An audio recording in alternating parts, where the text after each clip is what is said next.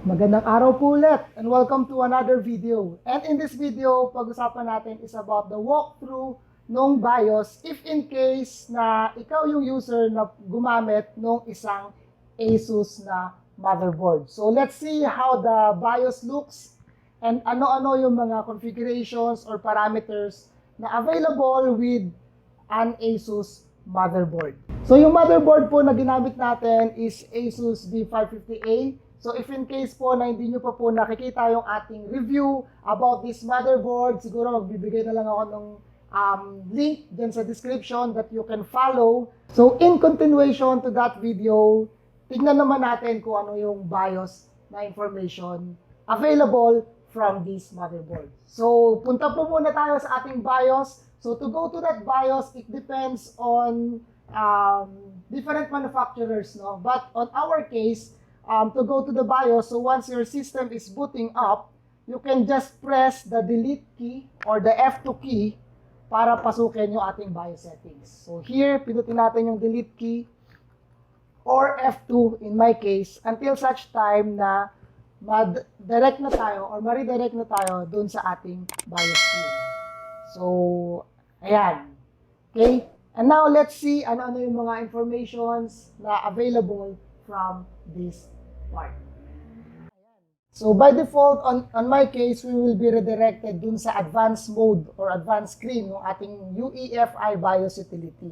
But before we proceed with these details, punta muna tayo kung ano yung itsura nung EZMode or yung basic mode.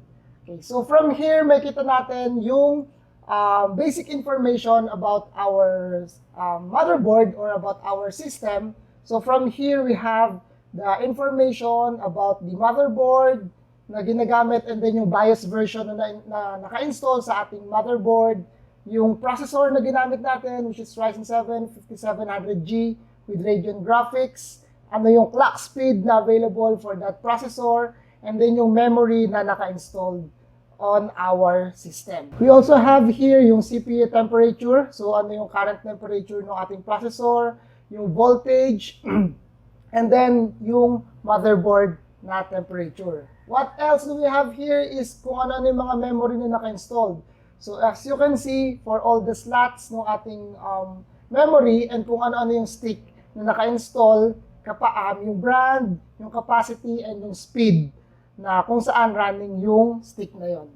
And for the storage, we also have 1 terabyte na hard disk and yung ating NVMe na storage. DOCP or yung tinatawag na direct overclocking profile to give our memory a boost for us to be able to achieve yung 32,000 na MHz. So as you can see here, yung actual stick na naka-install sa akin is running in 2666, but yung speed po na nakukuha ko is 3200 MHz. So that's because of this DOCP na kung saan in-enable natin yung profile para makuha natin yung maximum performance na pwedeng i-offer ng ating RAM sticks. So that's how DOCP works, or dun sa case ni Intel, yung tinatawag naman nila na XMP.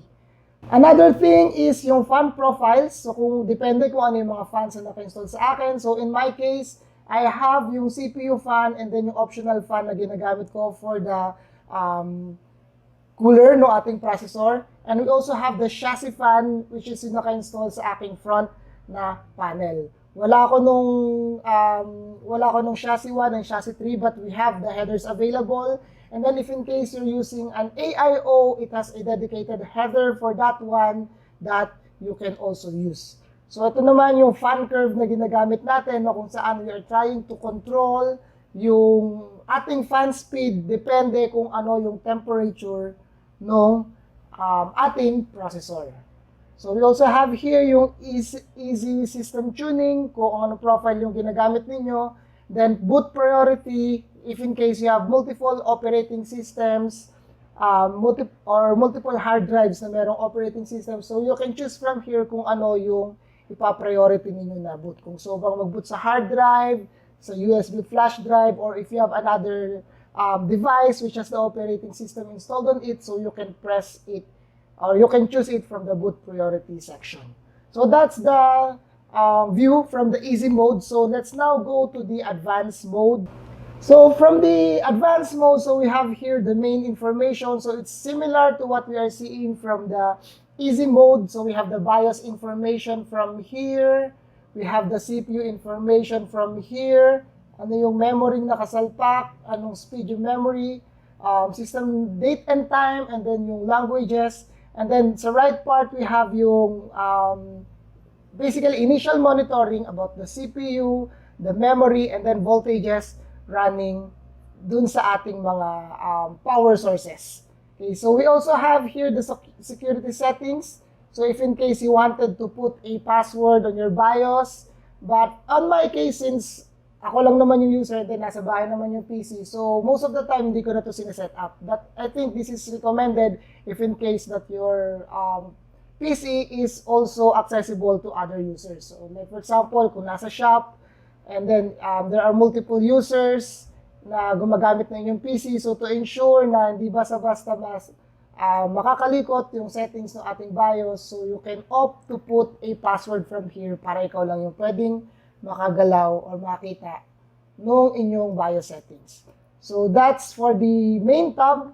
And then we also have here yung AI tweaker. So which is ginagamit if you wanted to put some advanced settings sa inyong BIOS. So for the advanced tweaker, we have here yung AI overclock tuner na para dun sa ating memory, which is yung similar dun sa easy mode kanina. So we're in from this part, we can set the automatic yung DOCP, which is yung manufacturer settings ng ating memory.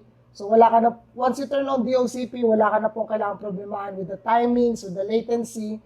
So kung ano yung recommended ng manufacturer, yun na yung i-apply niya with these settings. But if you are an advanced user, so you can also set this to manual, and then ikaw na yung bahalang mag-adjust kung ano yung base clock frequency na gagamitin mo, kung ano yung clock speed, memory frequency na gagamitin mo. But on our case, DOCP is more than enough po to extract yung performance na pwedeng ibigay ng ating memory. So we also have yung CPU core na ratio. Okay, so you can also check it from here. Di ko masyadong kabisado yung settings, but by default, let's just leave it into auto. And the GPU boost, so if in case you're using a dedicated graphics, the TPU performance bias, set it to auto, and then the precision boost overdrive, which is yung ginagamit ni AMP to auto-set yung overclocking ng inyong processor. So you can go from here and then set everything to auto para yung BIOS na po yung bahala na mag-manage ng ating processor kung kailan siya magbibigay ng performance boost or kung kailan siya babalik dun sa mga base clocks. So set everything here to auto since hindi tayo masyadong familiar with the overclocking. And then we also have the DRAM timing control para dun sa ating memory. And then we have here the DG Plus and the VRM, which is yung power delivery ng ating motherboard. And then yung mga voltages. So whatever voltages is running dun sa power output ng ating processors. So yung ating CPU, yung ating SoC, yung ating graphics, yung ating DRAM or yung memory, etc. etc. Then we can see from here kung ano-ano yung mga voltage na gagamitin mo. If you wanted to underclock or undervolt or over extend yung mga voltages to give your system a boost when it comes to its performance. So that's for the AI tweaker. So let's now move on the advanced tab. So from the advanced tab, what we can see from here, so we have the trusted computing na kung saan if you wanted to check further yung security device, SHA1 and 256, I think this is for the security security features ng ating motherboard. So TPM, which is yung security nga rin na ginagamit ng ating motherboard.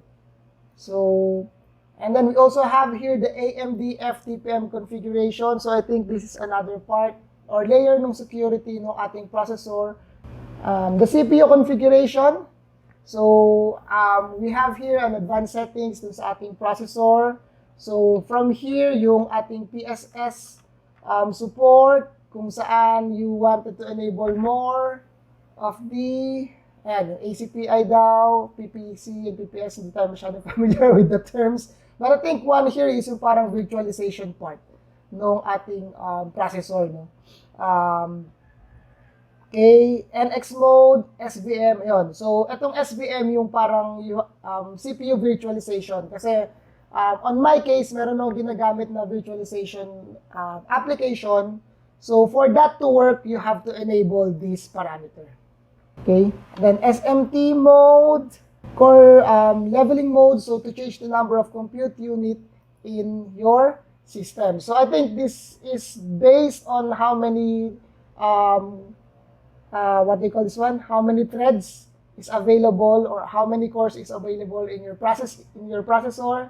So you can set it to automatic, or if you wanted to set to a lower value kung ano yung number ng cores na gusto mong magamit simultaneously or at the same time. Depende sa inyong processing requirements. So that's for the CPU configuration. And then we also have here the NB configuration. So if I'm not mistaken, NB stands for North Bridge, which is yung upper part ng ating processor. So normally, upper part ng ating motherboard. So basically, or normally, yung motherboard is divided into two sections, yung North Bridge and then yung South Bridge. Wherein dun sa upper part ng ating motherboard, may kita natin yung if your processor is an APU type, so yung built-in graphics ng ating processor.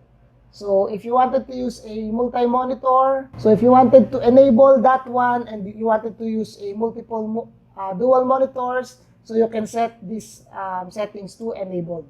And then ano yung magiging primary video device na gagamitin mo? So you can choose if in case na meron ka ng dedicated na graphics card, so you can set it to either your built-in graphics or yung inyong PCIe video or yung dedicated na graphics.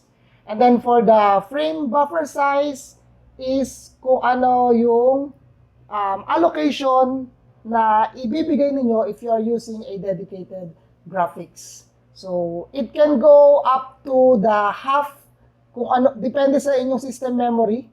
So, up to half part ng inyong memory, yun yung pwede nyong i-allot. So, here, but I think you can just leave it to auto.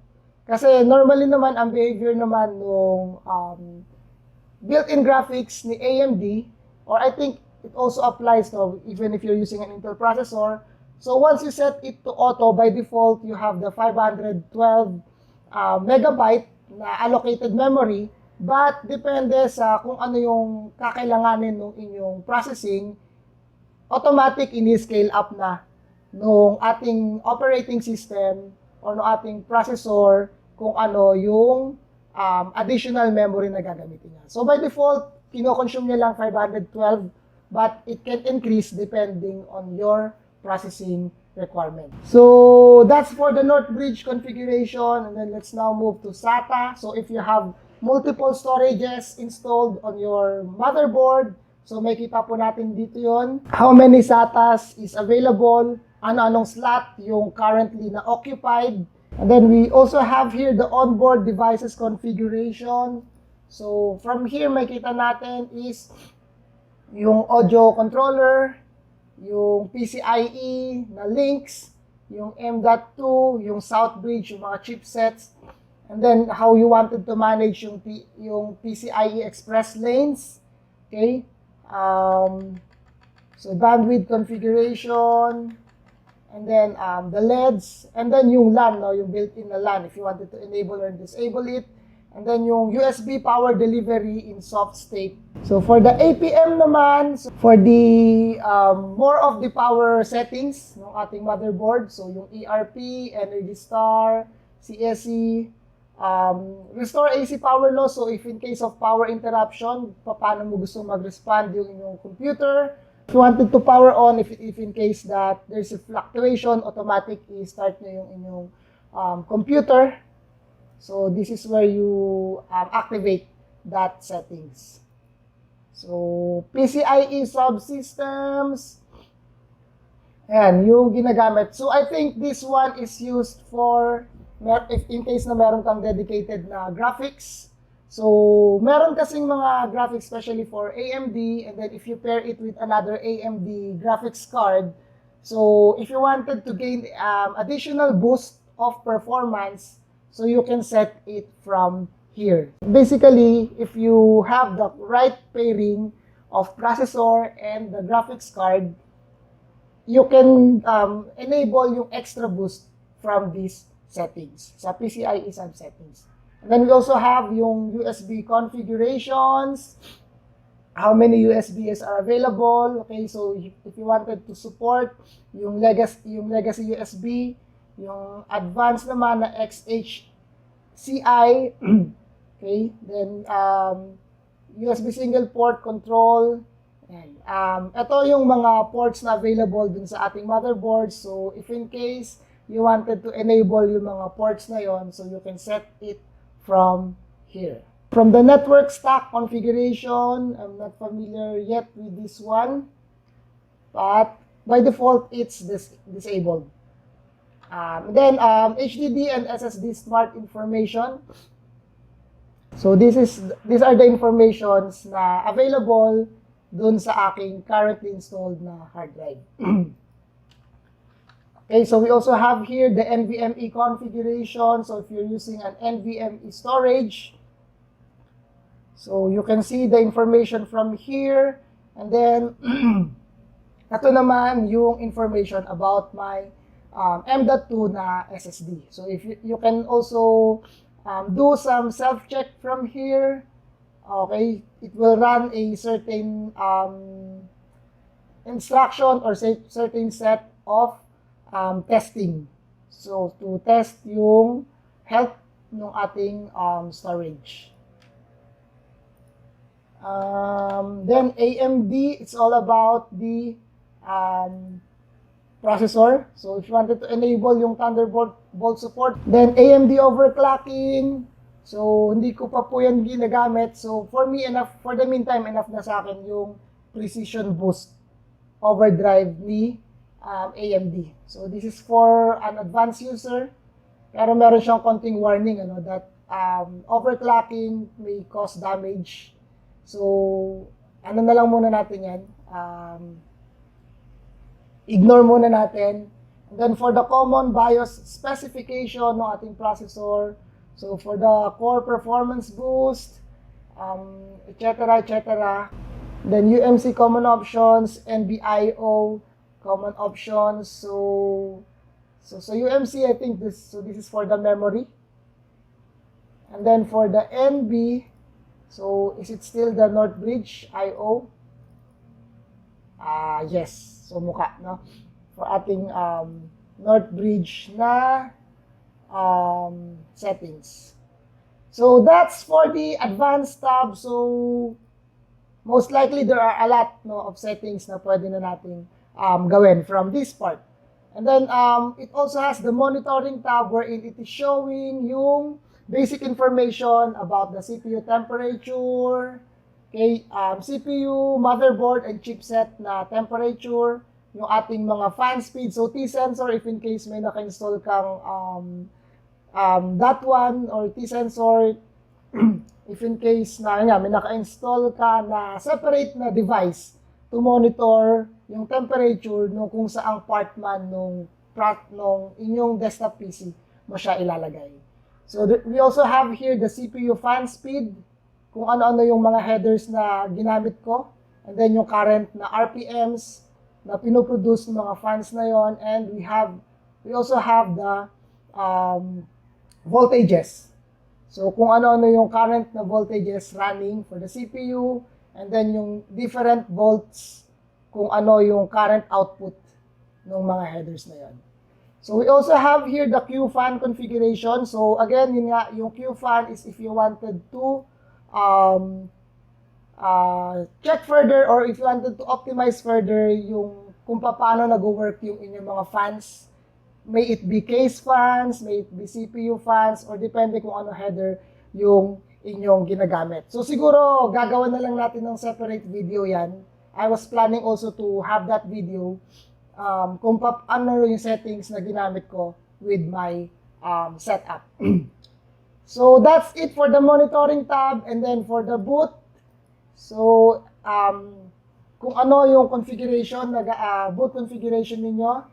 Here we have your fast boot, yung boot logo display. If you wanted to have the post boot up numlock state.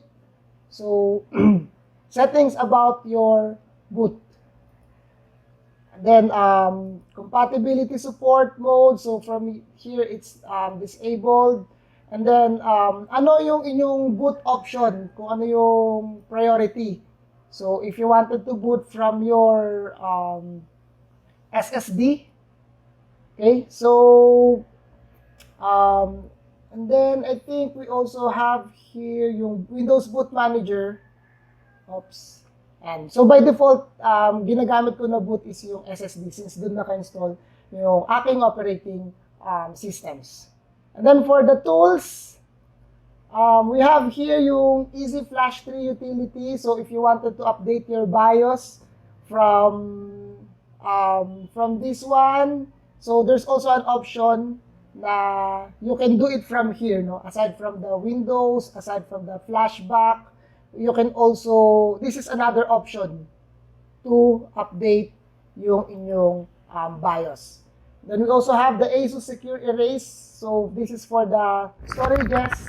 If you wanted to format it, so meron lang additional parameters na ginagamit dito si ASUS, no, to ensure na yung mga sensitive datas ng inyong storage ay maki-clean up na pa rin.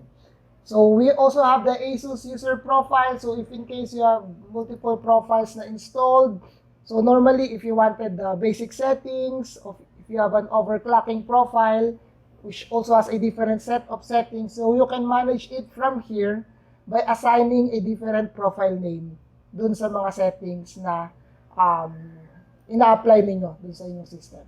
So ASUS SPD, so I think this is for the memory. Yan. So for the yung A1 slot ng aking memory, ano yung information sa lagay doon, and then whatever slot is occupied o yung ginagamit, so you can change it from here and then see kung ano yung information about that RAM stick. So we also have the graphics card information. So right now, wala tayong dedicated na graphics. We're running on the built-in graphics, so wala tayong makikita na information from this part as of.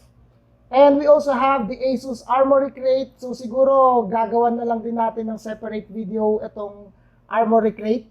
So if you set this one to enable, so the moment that you boot up your Windows at hindi pa naka-install yung application na yon, so i-guide ka nung ating system to install the ASUS Armory Crate application.